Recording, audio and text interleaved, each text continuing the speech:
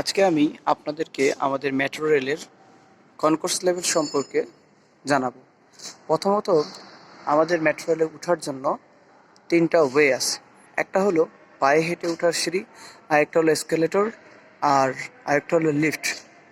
অর্থাৎ এই তিনটি দিয়ে আপনি দ্বিতীয় তলায় অর্থাৎ কনকোর্স লেভেলে উঠতে পারবেন। কনকোর্স লেভেলে ওঠার জন্য আপনাকে ওঠার পরে আপনাকে এখানে দুটা জোন আছে আমাদের কনকোর্স লেভেলকে। মূলত একটা হচ্ছে পেইড জোন আর একটা হচ্ছে আনপেইড জোন। প্যাসেঞ্জারদের জন্য দুটা জোন, একটা হচ্ছে পেইড জোন আর একটা হচ্ছে আনপেইড জোন। এখন এই যে পিজি গেট আছে বা প্যাসেঞ্জার গেট আছে, এই প্যাসেঞ্জার গেটগুলোর এই পাশে যা যা আছে সবগুলো হচ্ছে আনপেইড জোন। অর্থাৎ এখানে প্যাসেঞ্জার উঠে, যে কোনো প্যাসেঞ্জার হোক, তারা উঠে টিকিট না কেটেও মনে করেন যে হেঁটে বা ঘুরে চলে যেতে পারবেন। কিন্তু ঠিক অপর প্রান্তে অর্থাৎ পিজি গেটের ভিতরে প্রবেশের ক্ষেত্রে অবশ্যই তাকে টিকিট ক্রয় করতে হবে। টিকিট ক্রয় করে উপরে সিঁড়ি দিয়ে প্ল্যাটফর্মে যেতে হবে। এখন টিকিট ক্রয় করার জন্য যে পদ্ধতি আছে তার মধ্যে একটি হলো টিভিএম অর্থাৎ ticket vending machine. TVM ticket vending machine, এখান থেকে আমরা টাকা প্রবেশ করিয়ে টিকিট ক্রয় করতে পারবো। এখানে দুই ধরনের টিকিট ক্রয় করা যাবে। একটা হচ্ছে সিঙ্গেল জার্নির জন্য, যেমন আমি মনে করুন শুধুমাত্র উত্তর থেকে আগারগাঁও যাব, তখন সেক্ষেত্রে আমাকে তারা একটি অস্থায়ী টিকিট দিবে বা একটা কার্ড দিবে, যেটা আমি পরবর্তী স্টেশনে গিয়ে জমা দিলে হয়ে যাবে। আর আরেকটা বই আছে যে একটি পার্মানেন্ট এমআরটি পাস ক্রয় করব। এমআরটি পাস কীরকম, সেটা হচ্ছে যে কি আমার কাছে কার্ডটা থাকবে, আমি পরবর্তী রিচার্জ করে সেটাকে ইউজ করতে পারবো। এখন টিকিট ক্রয় করার জন্য যে প্রক্রিয়াটা আছে, একটা হচ্ছে টিকিট বিক্রয় মেশিন বা টিকিট ভেন্ডিং মেশিন, এবং আরেকটা যেটা হচ্ছে যে যারা এই অটোমেটিক সিস্টেমটা করতে পারবেন না বা জানেন না, সেই হিসেবে আমরা কি করব, পরবর্তী যে অংশটা আছে সেটা হচ্ছে টার্ম। এখান থেকে ম্যানুয়ালি আমরা টিকিট ক্রয় করতে পারবো।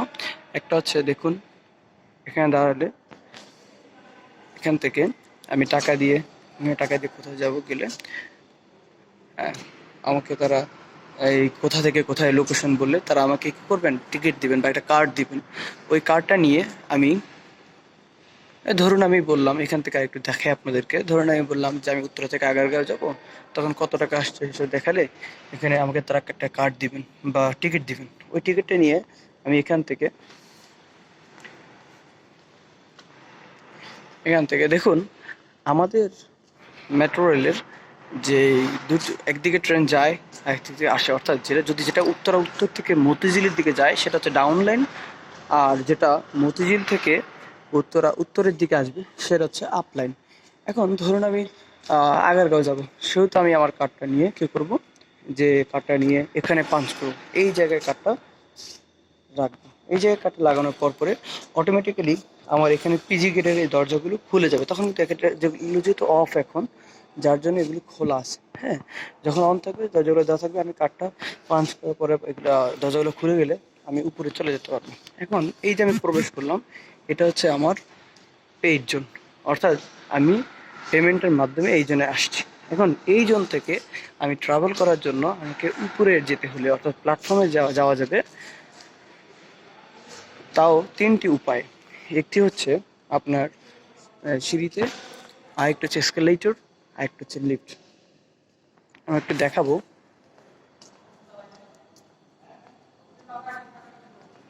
এই হচ্ছে এসকেলেটর, এই এসকেলেটর দিয়ে উঠে যাবে। আর এই হচ্ছে লিফট, লিফট দিয়ে আমরা উপরে যেতে পারবো। এভাবে প্রত্যেক পাশে অর্থাৎ চারপাশেই আমার লিফট, সিঁড়ি এবং এসকেলেটর আছে। এখন আমি ধরুন পায়ে হেঁটার সিঁড়ি দিয়ে আমি প্ল্যাটফর্মে যাব এখন আমি।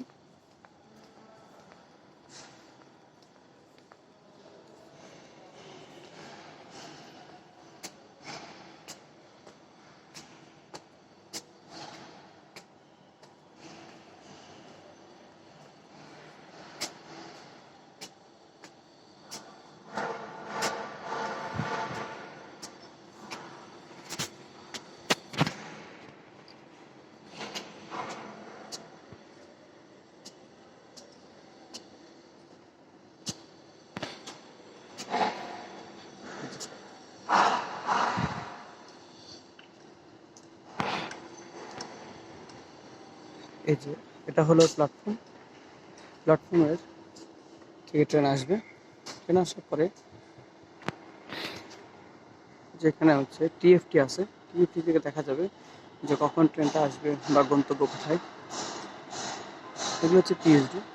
ট্রেনটা যখন এসে এ বরাবর দাঁড়াবে তখন অটোমেটিক্যালি এই দরজাগুলো খুলে যাবে। তখন যাত্রীরা ট্রেনে উঠবে। ট্রেনে ওঠার পরে ট্রেন ছেড়ে দিলে তারা চলে যেতে পারবে।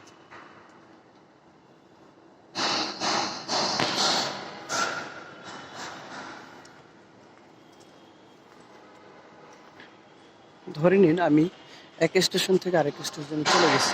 চলে যাওয়ার পরে আমি কী করবো, পরবর্তী স্টেশনে ট্রেন থেকে নেমে আমি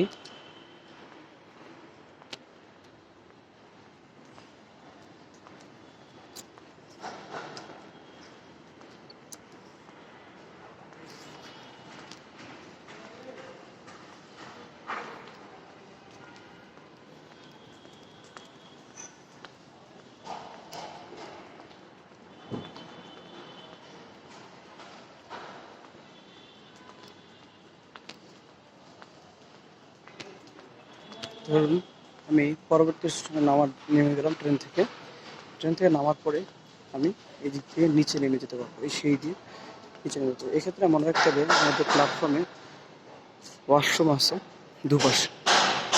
প্ল্যাটফর্মের দুপাশে ওয়াশরুম আছে। এখন আমি ধরুন যাত্রা শেষ করে আমি নিচে নেমে যাবো। নামার সময় আমি স্কুলেতে পায়ে হাঁটার সিঁড়ি বা লিফটের সাহায্যে নিচের দিকে নামতে পারবো।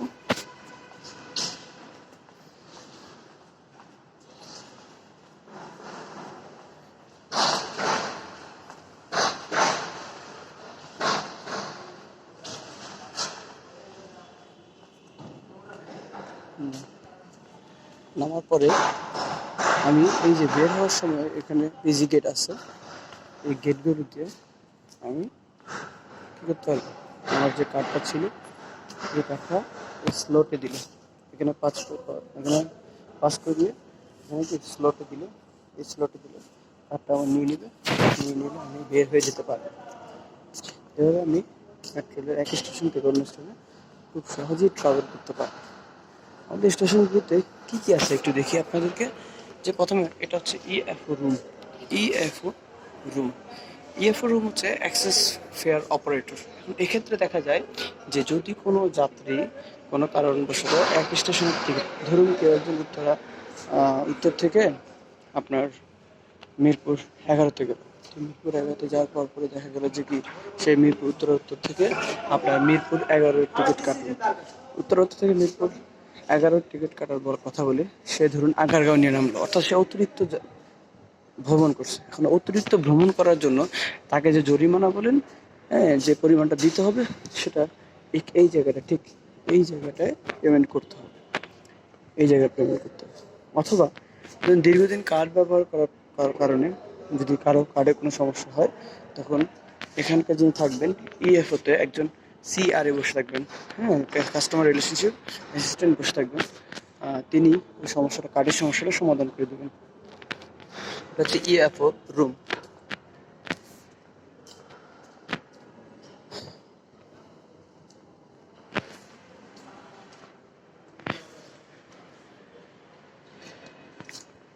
এরপরে গিয়ে যখন আমরা এই দিকটায় দেখব,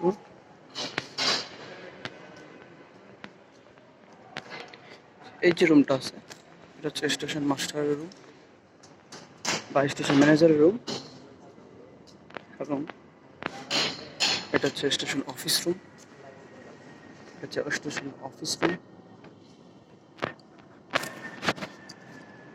এটা এটা হচ্ছে first aid room. First aid room এখন এই ফার্স্ট এইড রুম বলতে কি, যদি যাত্রা চলাকালীন সময় বা স্টেশনের মধ্যে কোনো কেউ যদি অসুস্থ হয়ে পড়লে তাকে ইমার্জেন্সি ফার্স্ট এইড দেওয়ার জন্য বা তার কোনো চিকিৎসার প্রয়োজন হলে তাকে এই রুমে এনে আপনার যে সেবাটা দেওয়া দরকার সেটা দেওয়া হয়ে থাকে। অতঃপর তার পাশের আপনারা দেখতে পাচ্ছেন এটা হচ্ছে ডিটেনশন রুম, অর্থাৎ এই জায়গাটায় আপনার যে ধরুন কোনো যাত্রী টিকিটবিহীন পাওয়া গেছে, কিংবা সে টিকিটের জরিমানা দিতে আগ্রহ প্রকাশ করতেছে না, কিংবা কোনো কাউকে মনে হলো বা আইন শৃঙ্খলা বাহিনী মনে হলো তাকে কিছুক্ষণ ধরে রাখা উচিত বা তার বিরুদ্ধে আইনানুগ ব্যবস্থা নেওয়া উচিত, হ্যাঁ, তখন তাকে ডিটেনশন রুমের ভিতরে, সহজ কথা হচ্ছে ডিটেনশন রুমের ভিতরে ধরে রাখা হবে। ধরে রেখে তার পরবর্তীতে আইন শৃঙ্খলা বাহিনীর কাছে সোপর্দ করা হবে। পুরো স্টেশনটি অত্যাধুনিক প্রযুক্তিতে তৈরি করা এবং প্রত্যেকটি জায়গায় অসংখ্য সিসিটিভি ক্যামেরা আছে। প্রায় 72 to 76 ক্যামেরা আছে। এই ক্যামেরাগুলো এতটাই অত্যাধুনিক যে কোনো ব্যক্তি ধরুন স্টেশনে প্রবেশ করলে কোনো একটি ক্রাইম করলে তাহলে হবে কি, যে সে ক্রাইম করে বা অপরাধ করে ধরা পড়ে যাবে, and কোনো কারণবশত সে যদি অপরাধ করে পালিয়ে যেতেও পারে, তাহলে পরবর্তীতে ইন ফিউচারে সে যদি স্টেশনে আসে, তাহলে তার যে ফেস ছিল বা তার যে চোখের আইরিশ ডিটেক্ট করবে,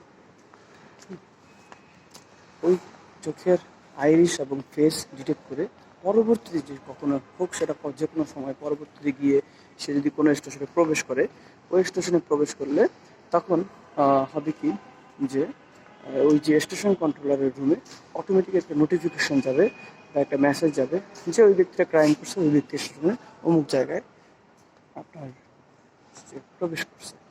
তখন গিয়ে স্টেশন কন্ট্রোলার আইন শৃঙ্খলা বাহিনী নিয়ে তাকে ধরবে। ওটা খুব সহজ, অর্থাৎ মেট্রো সিস্টেমে ঢুকে কেউ ক্রাইম করার সুযোগ পাবে না। এই যে এখানে এগুলো আছে, এগুলো দোকান থাকবে, বিভিন্ন দোকান থাকবে, স্টোর থাকবে।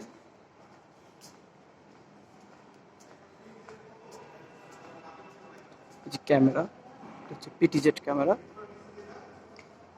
Master clock.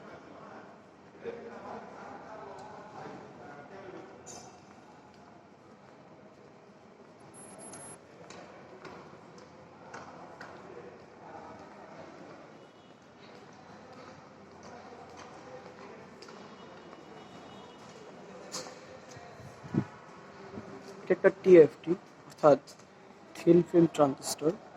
এই ডিসপ্লেতে আপনার দেখা যাবে যে ট্রেন কোথায় কোথায় যাবে বা কখন যাবে বা কোন প্ল্যাটফর্মে আছে, এই জিনিসগুলো দেখা যাবে।